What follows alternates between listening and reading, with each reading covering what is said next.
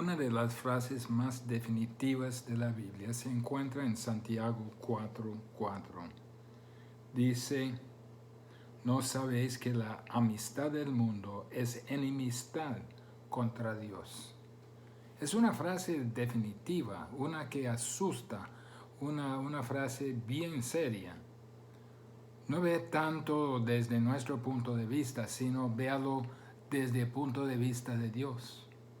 Dios viendo al hombre como enemigo, un enemigo que debe ser juzgado, un enemigo que debe ser destruido. ¿Cómo sabemos si somos amigos de Dios o si somos sus enemigos? Santiago contesta en el mismo versículo, cualquiera pues que quiera ser amigo del mundo, se constituye enemigo de Dios. Supongo que hay muchas personas que se sienten amigables hacia Dios. No son abiertamente hostiles al concepto de Dios, ni odian el concepto de que haya un Dios.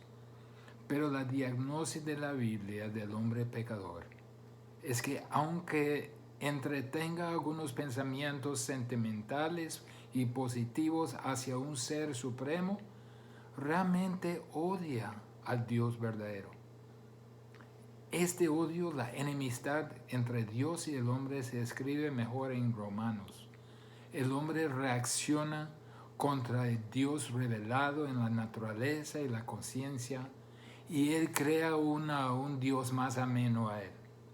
Y ese tipo de Dios es aceptable a él, pero odia a Dios verdadero. Esa es la naturaleza del hombre, odia a Dios. Alguien diría, pero yo conozco algunas personas que buscan a Dios.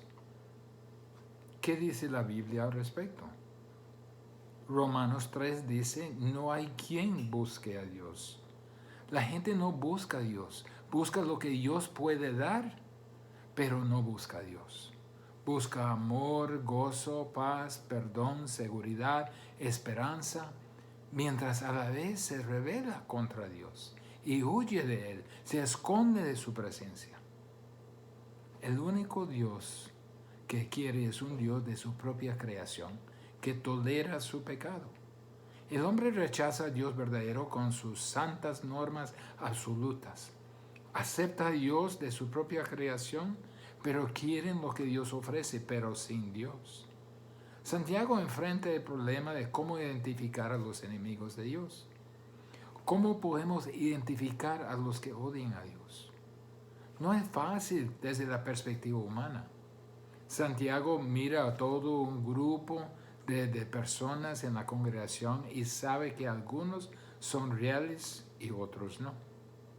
Algunos tienen la fe que salva y otros no la tienen. Algunos son verdaderamente redimidos y otros no lo son. Algunos se ven bonitos por fuera, pero no tienen nada que ver con la realidad interna.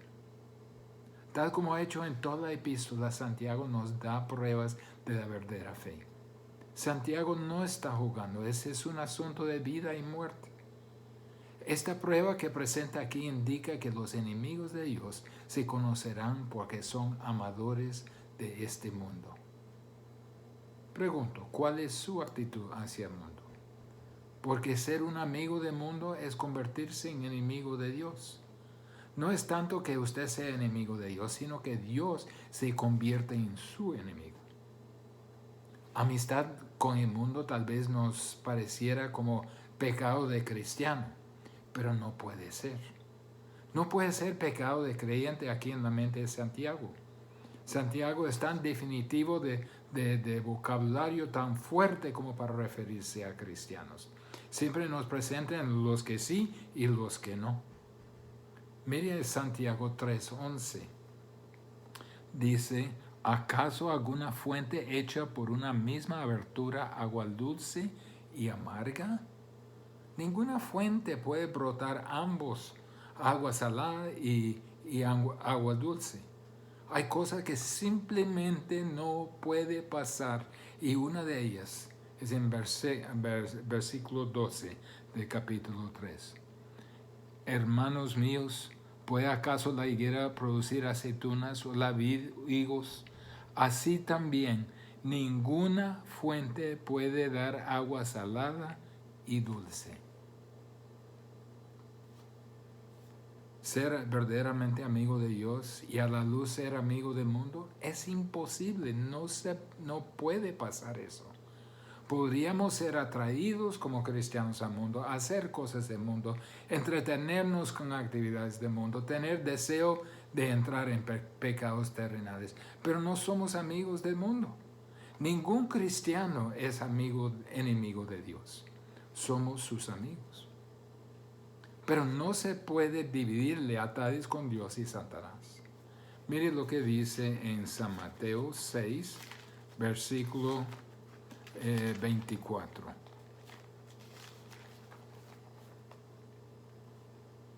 Dice, ninguno puede servir a dos señores, porque o aborrecerá a uno y amará al otro, y estimará al uno y menospreciará al otro. No podéis servir a Dios y a las riquezas. Abraham, en Santiago capítulo 2, nos dice que Abraham creyó a Dios y le fue contado por justicia y fue llamado ¿qué? Amigo de Dios. Un enemigo de Dios no puede ser amigo de Dios. Es uno o el otro. No puede ser las dos cosas. Como en todas las otras pruebas de la fe, uno es salvo o uno es perdido. A cada nivel existe. Conflicto se ha dado para enfatizar, son mutuamente exclusivos, amigo, enemigo. Para enfatizar la palabra enemistad, significa hostilidad personal, odio personal. Enemistad contra Dios. Hostilidad personal, ser amigo del mundo. ¿Se ha dado cuenta del conflicto en el mundo? A cada nivel existe. Conflicto en familias, en matrimonios, en empleos, en conflicto a cada nivel de la existencia humana que rápidamente acelera conflictos hasta entre naciones. Es solo la expresión macro de la condición micro que existe en el corazón del hombre mundano. ¿De dónde viene todo esto? ¿De dónde viene el conflicto, el odio, la enemistad, el enojo, la ira, la rabia que vemos por todos lados en el mundo? Todo lo que el hombre toca es víctima de sus hostilidades. Eso es cómo va si usted es amigo del mundo. Santiago nos define 3 dimensiones de conflicto que evidencia que uno no tiene la fe verdadera. ¿Para qué lo hace? Para que uno se examine para ver si tiene la fe verdadera. Todas las 3 surgen del amar al mundo, porque el meollo del asunto es una pequeña palabra de 2 letras. Yo. El yo. Cuando tenga el mundo entero lleno de personas que viven por sí mismos, inevitablemente tendrá conflicto. Hay 3 tipos de conflicto que Santiago nos traza aquí. Primero, amistad con el mundo genera conflicto con otros. Veamos en versículo 1. ¿De dónde vienen las guerras y los pleitos entre vosotros? ¿No es de vuestras pasiones las cuales combaten en vuestros miembros? Es interesante, entre vosotros. Los pleitos entre vosotros. Se refiere a las relaciones agitadas entre las personas en la congregación. No habla de la guerra interna, la lucha individual, sino de conflicto en el seno de la congregación. Y actualmente, si uno lee en el idioma original, repite de dónde 2 veces. Dice, ¿de dónde vienen las guerras y de dónde vienen los pleitos entre vosotros? No habla se refiere a como un conflicto prolongado. No habla de dónde. El conflicto continuo todavía ocurre, parece una condición continua con esa gente. Las guerras, de ahí viene la palabra polémica. Las polémicas, aquí usa el plural para hablar de un conflicto que sigue, que es prolongado. Los pleitos tienen idea de luchas individuales, conflictos entre personas. Sigue en versículo 2. Codiciáis y no tenéis. Matáis y ardéis de envidia y no puede alcanzar.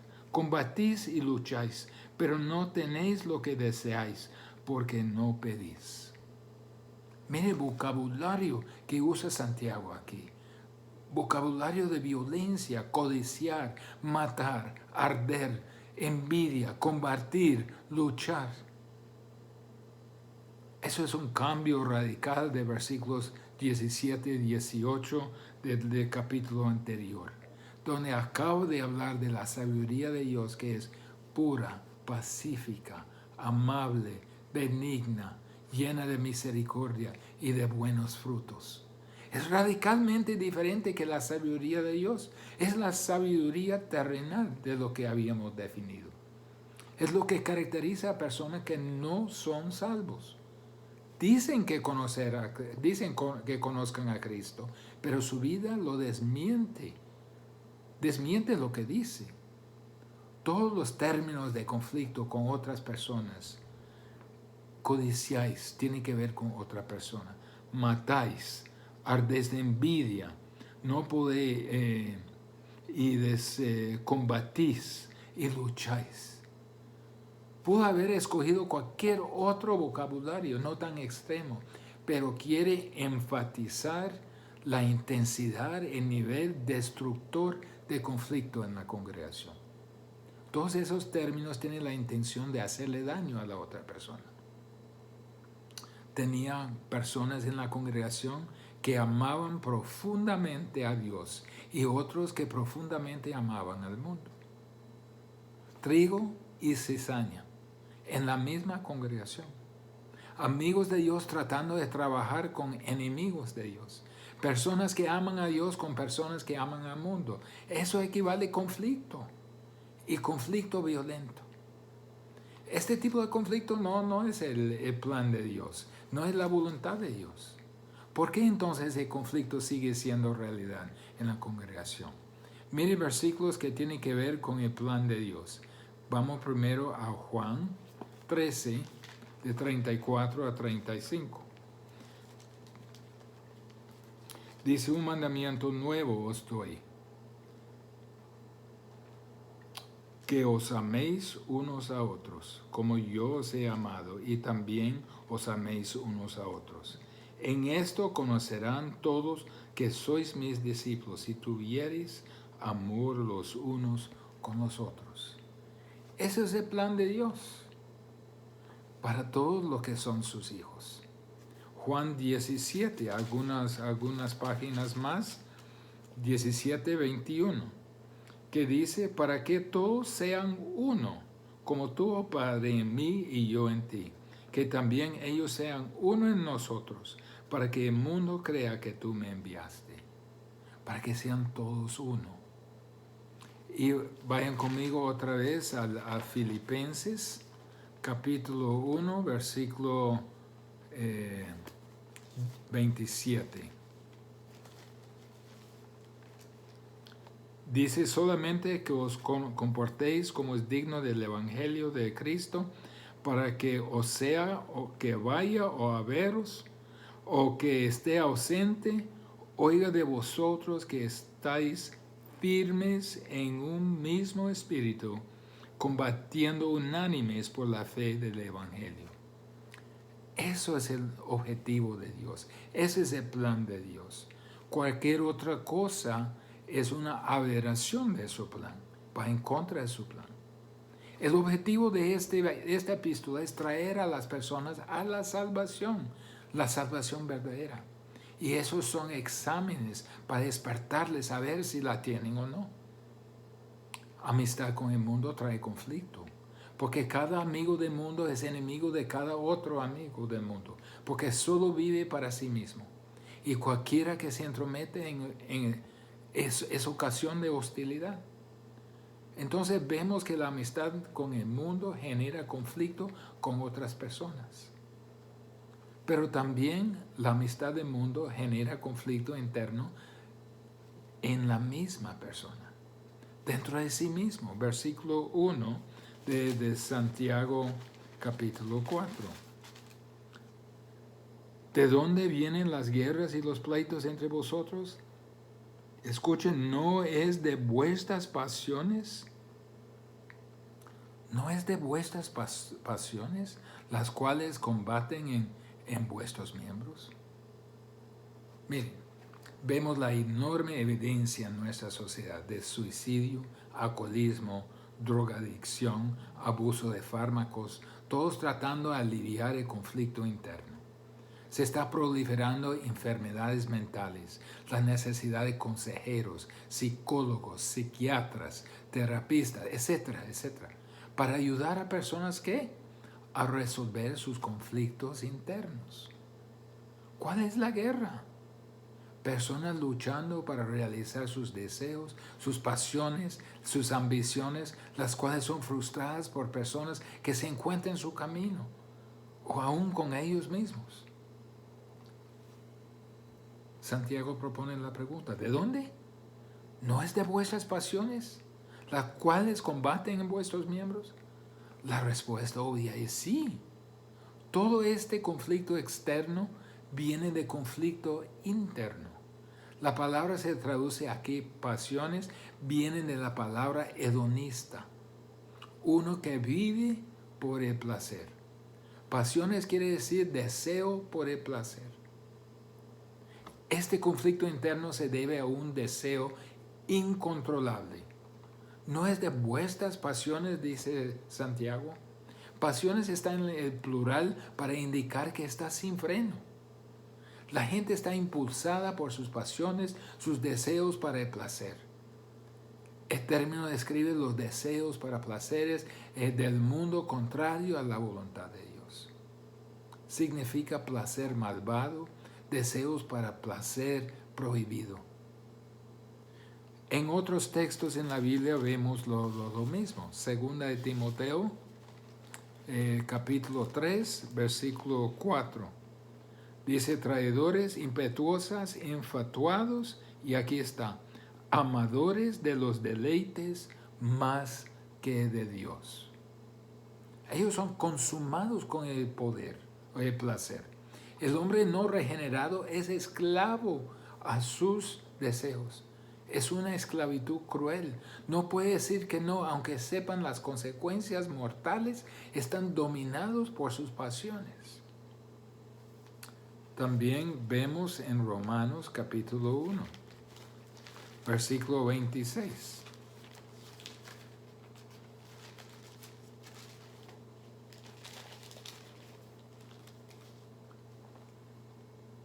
Por esto Dios los entregó a pasiones vergonzosas.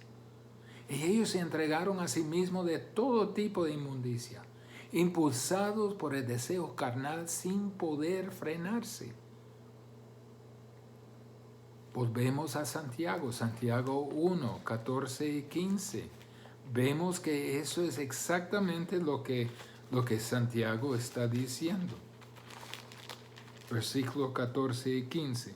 Sino que cada uno es tentado cuando de su propia concupiscencia es atraído y seducido. Entonces la concupiscencia, después que ha concebido, da a luz el pecado, y el pecado, siendo consumado, da a luz la muerte. Eso es el ciclo. Tentación activa el deseo activa el pecado, el pecado activa la muerte, y ahí está el ciclo. Por eso dice Santiago en capítulo 4, dice, las cuales combaten en vuestros miembros. No habla de cristianos aquí. Los problemas externos vienen de la guerra interna, vienen de sus deseos, de sus concupiscencias. Mire qué dice, en vuestros miembros. En su misma carne hay esta guerra entre el deseo incontrolable que lo impulsa y la conciencia del no creyente. Conciencia es parte de la imagen de Dios, pero el no creyente no tiene con qué tratar su conciencia, su sentimiento de culpabilidad. Siente culpable. alcohol, drogas, es como el dolor. El dolor dice, deténgase, está dañando su cuerpo. Pero la culpabilidad dice, deténgase, está dañando su alma. Pero se siente incapaz de frenarse. En versículo 2, el deseo incontrolable produce hostilidad, violencia. ¿Qué hace cuando no consigue lo que desea? Mire lo que dice. Codiciáis y no tenéis. Matáis. Odio que lo domina hasta matar a otros o a uno mismo. Ardéis de envidia. Celos tan fuertes que no se puede ni vivir sin tenerlo. Combatís y lucháis. Siempre se ve a sí mismo en competencia feroz por lo que desea, pero, pero no puede tener. No puede ser gratificado. Todo el mundo se basa en la autogratificación y todo lo que interrumpa esa gratificación es una amenaza, es un enemigo a vencer. Entonces, dice Santiago que el conflicto interno se debe a un deseo incontrolable. Pero también el conflicto interno se debe a un deseo no realizado. Miren los mismos versículos 2 y 3. Dice, codiciáis y no tenéis. Entonces más tarde dice, y no podéis alcanzar. Pero no tenéis lo que deseáis porque no pedís. En versículo 3, y no recibís para gastar en vuestros deleites. Lo quiere, pero no lo puede tener. Está frustrado, muy frustrado. Un ejemplo clásico es Absalón.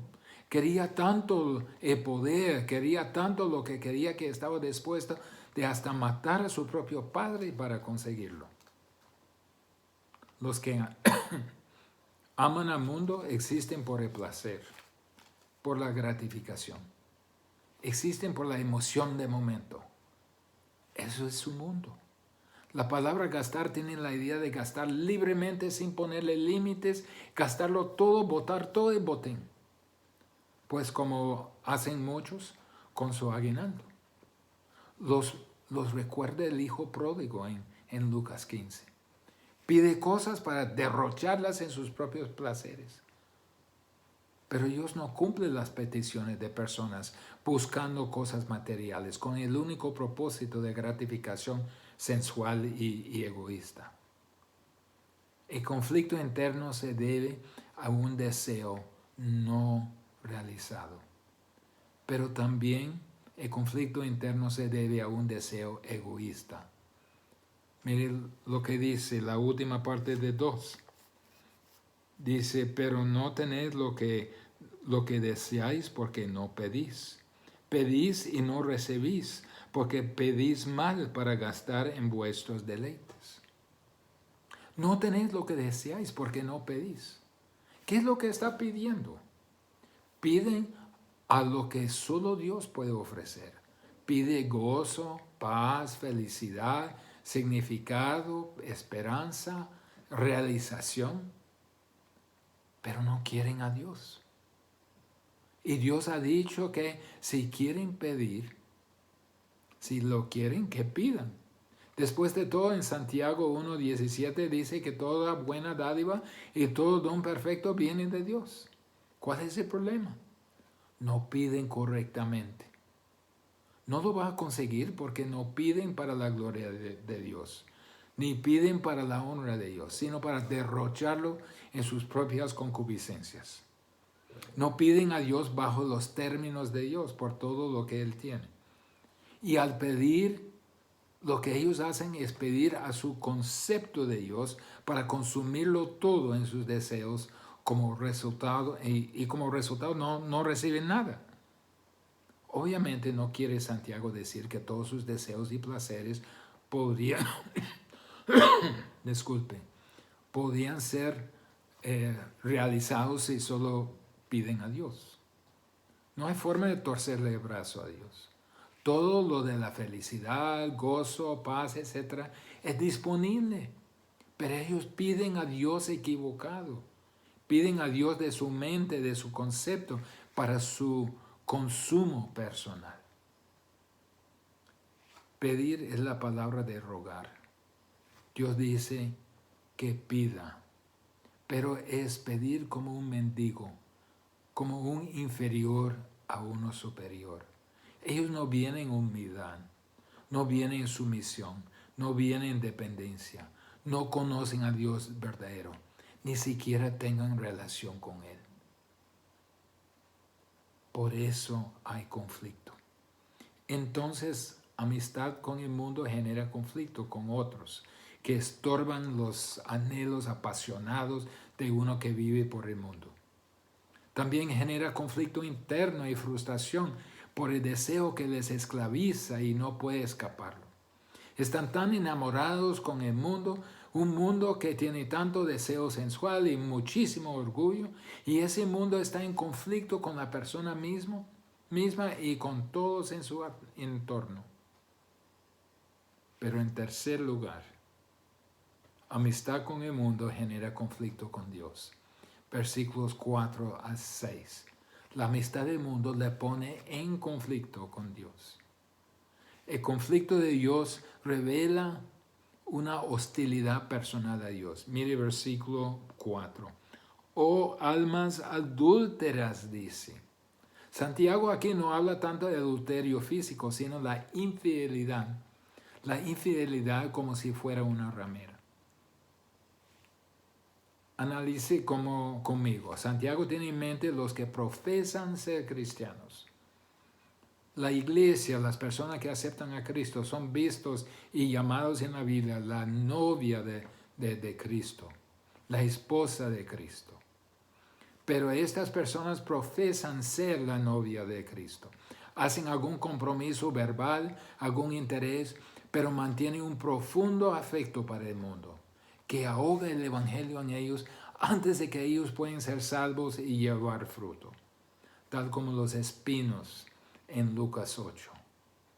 Hacen una profesión de unión con Dios en Cristo, pero no dan nada a Dios, sino que se dan totalmente y completamente al mundo. Adúlteros. No hay punto medio. Dice Santiago la última parte. ¿No sabéis que la amistad del mundo es enemistad contra Dios? Versículo 4. ¿No sabéis que la amistad del mundo es enemistad contra Dios? Cualquiera, pues, uno es amigo fiel de Dios o es su enemigo. ¿Es un fiel amante de Dios o un adúltero? Cualquiera, pues, que quiera ser amigo del mundo, se constituye enemigo de Dios. La última parte del versículo 4. La palabra quiera significa determinar, hacer una decisión definitiva, escoger una parte sobre el otro. Quien decide definitivamente ser amigo del mundo se constituye en enemigo de Dios. No hay campo neutral. O es amigo de Dios o es enemigo de Dios, amigo del mundo. Amigo del mundo quiere decir uno que tiene un profundo y arraigado afecto para el mundo. Dice, se constituye enemigo de Dios. Se hace enemigo de Dios. Un acto decisivo. Quien escoge deliberadamente tener afecto y profundo y arraigado para el sistema de este mundo. Ha tomado su posición como enemigo de Dios. ¿Qué significa eso? Es tener el todopoderoso Rey del universo en contra suya. Significa la hostilidad contra usted. El conflicto con Dios revela un irrespeto a las Escrituras. Versículo 5. ¿O pensáis que la Escritura dice en vano, el Espíritu que Él ha hecho morar en nosotros nos anhela celosamente? Eso ha sido un versículo muy difícil de interpretar en este contexto. ¿Piensa usted que la palabra de Dios dice esto en vano? Estamos en contexto de hablar sobre la enemistad con Dios de parte de los que aman al mundo. Lo que la Escritura aquí dice debe estar hablando es algo sobre la amistad al mundo. El Espíritu que Él ha hecho morar en nosotros nos anhela celosamente. Esto es lo que afirma la palabra de Dios. Pero ¿cómo entender lo que quiso decir? Tomando el orden de las palabras como fue escrito, dice, ¿o pensáis que en vano la Escritura dice, y aquí es lo que dice, con envidia anhela el Espíritu que Él ha hecho morar en nosotros? Santiago habla a los amigos del mundo. No pueden tener el Espíritu Santo morando en ellos. Mejor ver la palabra espíritu con minúscula, hablando del espíritu del hombre, la naturaleza pecaminosa. En el idioma original no había mayúsculas, tenemos que interpretarlo por el contexto. Es decir, ¿piensan ustedes que aman al mundo, que la Escritura dice en vano, que la naturaleza que mora en nosotros nos lleva a la envidia? Por eso la Escritura lo dice y usted dice que es en vano. ¿No se dan cuenta que ustedes están viviendo la misma diagnosis que dice la palabra de Dios? Los impulsos del corazón del hombre lo lleva a una mundanalidad, a una vida mundana que los pone en conflicto con Dios. ¿No dice la Biblia que el corazón del hombre es perverso? Jeremías 17:9. Eso es lo que ha dicho la palabra de Dios. Ustedes mismos están viviendo lo que ha dicho la palabra de Dios. Y Dios lo ha dicho, pero no en vano. El conflicto con Dios resulta también en la pérdida de su perdón. Pero Él da mayor gracia. Por esto dice, Dios resiste a los soberbios, pero da gracia a los humildes.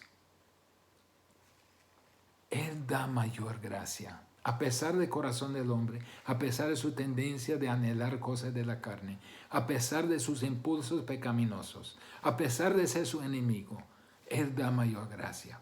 ¿Pero a quién? Mire conmigo Proverbios 3:34.